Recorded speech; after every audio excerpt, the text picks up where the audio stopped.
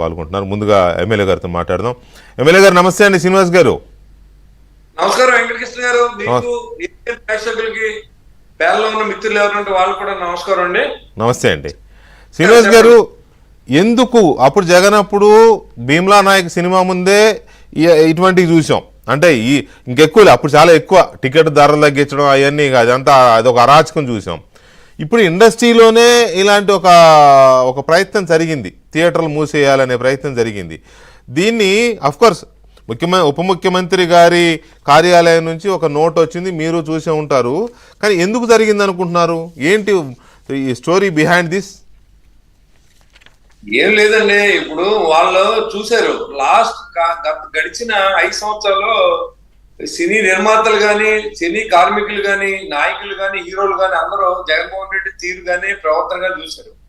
కనీసం అమ్ముకునే రైట్ కూడా లేకుండా చేసే ప్రభుత్వంలో ఇవాళ ఇంటికి వెళ్తే చిరంజీవి గారు వెళ్ళినా, లేకపోతే ఏ ప్రముఖులు వెళ్ళినా, చంద్రబాబు నాయుడు గారు రోడ్డు మీద దాకా వచ్చి పంపే పరిస్థితి ముఖ్యమంత్రి ఉన్నప్పుడు గడిచిన 1 సంవత్సర కాలంలో ఎవరు కూడా సంఘపరంగా వచ్చి ఒక సన్మానం చేసిన సందర్భం గానీ, మీరు వచ్చారు మన రాష్ట్రం ఇంకా బాగుండాలని అన్న వ్యక్తులుగా నేను చూడలేదండి. ఎవరైనా సినిమా వస్తే ఆ సినిమా నిర్మాతలు రావడం, కలవడం, వెళ్ళిపోవడం.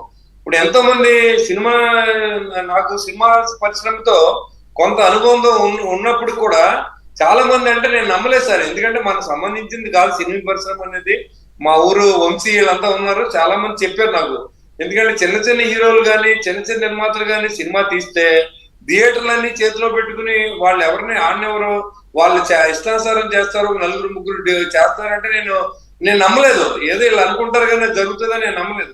కానీ ఇవాళ ఉప ముఖ్యమంత్రి హోదాలో ఉన్న పవన్ కళ్యాణ్ విషయంలోనే ఇలాగ జరిగినప్పుడు ఇంకా అలా కూడా జరిగింది అనేది వాస్తవమే కదా. ఒక చిన్న సినిమా హీరో ఉండకూడదు, సినీ కార్మికులు ఉండకూడదు, 4-5 ఎవరైతే ఉన్నారో ఏళ్ళ కనుసన్నల్లోనే సినిమాలు నడవాలనే ఆలోచన ఉన్న వ్యక్తులకు ఎవరైనా వైసీపీ సింపథైజర్స్ ఎవరైనా ఉంటే దాంట్లో వాళ్ళ ప్రమేయం ప్రకారం ఇది ఏదన్నా జరిగి ఉండొచ్చు తప్ప ఈ సినీ థియేటర్లు ఆపితే రేపొద్దున మేము ఈ నిర్మాతల సినిమాలు వస్తే ఖచ్చితంగా ఆపు చేస్తాం, దాంట్లో అనుమానమే లేదు. అదే ఉద్దేశంగా చేస్తే ఖచ్చితంగా ఎంత న్యూసెన్స్ చేయాలో అంతా చేసి చేస్తాం. ఎవరైనా మాకైనా మా సినిమాలు చేస్తామో సస్తామా మాకేంటండి. ఇప్పుడు అలా బిహేవ్ చేస్తే ఏంటి అర్థం ఏంటి? గడిచిన సంవత్సర కాలంలో మర్యాద కోసం కూడా కలవలేదే, ఒక్కరోజు కూడా వచ్చి పవన్ కళ్యాణ్ గారిని నీళ్ళు గారిని కలిసి మాట్లాడారా? ఎప్పుడైనా ఏమన్నా నిబంధనలు పెట్టాడా? ఏ నిర్మాత అయినా ఆడుకోవచ్చు, ఏ నిర్మాత అయినా ఇష్టం రేట్లు అమ్ముకోవచ్చు అని ఆయన ముందే చెప్పాడు కదా. అలాంటప్పుడు కూడా ఇవాళ ఆయన ఇంకా ఏంటి, సినీ ఇండస్ట్రీ హోదా ఇద్దాం, విశాఖపట్నం లాంటి నగరాన్ని డెవలప్ చేద్దాం, ఆంధ్రాలో రాయితీలు ఇద్దామని చెప్పి ఆలోచించాల్సిన ప్రభుత్వం. నేను ఎమ్మెల్యే ఉన్నాను కాబట్టి చాలా సందర్భాల్లో ముఖ్యమంత్రి గారు కూడా ఏం చెప్తారంటే ఎప్పుడు వాతావరణాన్ని అందరినీ కలపాలి. అదేవిధంగా చెన్నై నుంచి వచ్చిన హైదరాబాద్ ఎంత డెవలప్ అయింది సినీ ఇండస్ట్రీ గురించి, అదే విధంగా ఇవాళ హైదరాబాద్ నుంచి కూడా మనకు కొంత వస్తే మన జిఎస్టీలు ఇవన్నీ వస్తాయి. ఇక్కడ కూడా వాళ్ళంతా సినిమా షూటింగ్లు చేస్తే చాలా మంది ఇక్కడ బతుకుదేరు ఉంటది, ఎంప్లాయ్మెంట్ ఉంటది, చాలా హోటల్స్ బాగుపడతాయనే ఉద్దేశంతో మరి ఆ ముఖ్యమంత్రి గారు ఉప ముఖ్యమంత్రికి ఆలోచించినప్పుడు కనీసం అర్థం చేసుకోకుండా ఈ రోజు వరకు కూడా ఎవరో వచ్చి సార్ మీరేదో ఇండస్ట్రీ ఇస్తారన్నారు ఏంటి, ఫిల్మ్ ఇండస్ట్రీని ఏదో మీరు మీ ఇండస్ట్రీ హోదా ఇస్తారన్నారు ఏంటి, అసలు ఏం చేద్దాం, ఈ ఆంధ్ర రాష్ట్రాన్ని బాగు చేయడానికి మా వంతు సహాయం మేము చేస్తామా?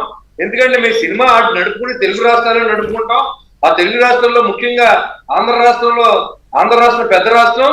ఇక్కడ ఉన్నటువంటి ఈ సినీ నాయకులకి ఎవరైతే మరి హీరోలు ఉన్నారో వాళ్ళందరికీ అభిమానాలు ఎక్కువ ఉంటాయి ఇక్కడ. మరి అలాంటి చోట కూడా నిర్లక్ష్యం చేసి కనీసం ఈ రోజు వరకు కూడా మాట్లాడిన సందర్భం మనం చూసాం. ఇప్పుడు నేను చెప్పడం కాదు, ఏదో 4-5 వాస్తవమే అది. ఇప్పుడు జగన్మోహన్ రెడ్డి ప్రభుత్వంలోనేమో వెంకటకృష్ణ గారు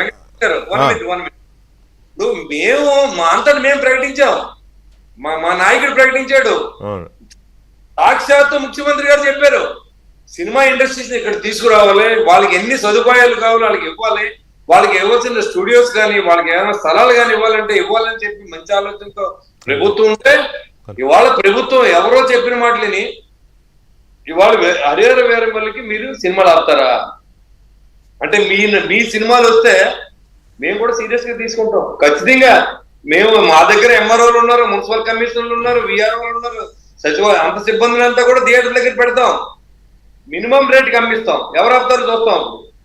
ఇప్పుడు ఇది కనుక మీరు చేస్తే ఖచ్చితంగా నేను చెప్తున్నా, ఇది జరగకపోతే ఆంధ్ర రాష్ట్రంలో నా పేరు గుర్తు శ్రీనివాస్ గారు. ఎందుకంటే మీరు ఈ రకమైన కుట్రకు కోణం కనపడితే ఇవాళ జగన్మోహన్ రెడ్డి గారు అసలు ఎందుకు వీళ్ళు ఆలోచన చేశారు అనుకుంటున్నారు? ఈ రకమైన ఆలోచన ఎందుకు వచ్చింది అనుకుంటున్నారు పవన్ కళ్యాణ్ సినిమా రిలీజ్ కు ముందే? దాంట్లో కొంతమంది శ్రీనివాస్ గారు ఒక్క నిమిషం అండి, ఒక్క నిమిషం. మనకి సినిమాటోగ్రఫీ మంత్రి కందులు దుర్గేష్ గారు టెలిఫోన్ లైన్ లో ఉన్నారు, ఒకసారి మాట్లాడదాం. మినిస్టర్ గారు నమస్తే అండి. నమస్కారం వెంకటేశ్వర గారు. నమస్కారం అండి. బాగున్నారా?